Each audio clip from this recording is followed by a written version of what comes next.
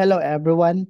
How to access the EMB approved PCO accreditation certificate? Marami nagtatanong nung na-approve na, nag-email na ang EMB na approve na ang application for accreditation, paano ma-access yung certificate of accreditation? Unang-una, kailangan natin mag-login doon po sa ating online account dito sa pco.emb.gov.ph. So, mag-login tayo dito gamit ang ating email and password.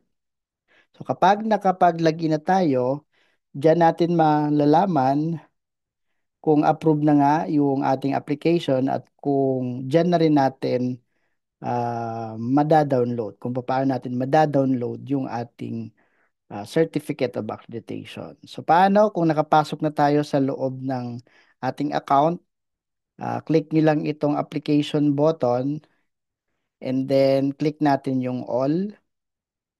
So kapag meron na tayong access doon sa ating application at nakita na natin ang status po ay approve. So ang sunod na is to print your certificate of accreditation. Para ma-print, punta natin tong action button and then click nyo po itong arrow na to and then this button na print. So kung kayo ay magda-download na ng iyong certificate, dito lamang sa action button, then click this button, print. So, dyan lang po. At hindi kayo makakatanggap sa email ng copy, kundi dito mismo sa account mo, online, madadownload ang iyong Certificate of Accreditation.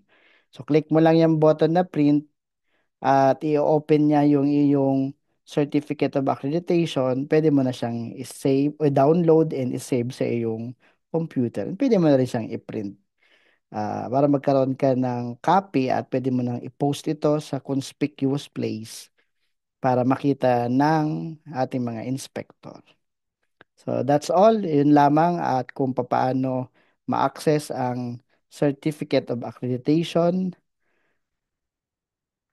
yung na-approve na po ng Environmental Management Bureau. Salamat po sa inyong pakikinig at kung may katanungan kayo, you can ask naman. And then, kung gusto nyo pang matuto all about environmental compliance, please share this video. Please subscribe to this channel. Thank you very much, everyone, and have a good day.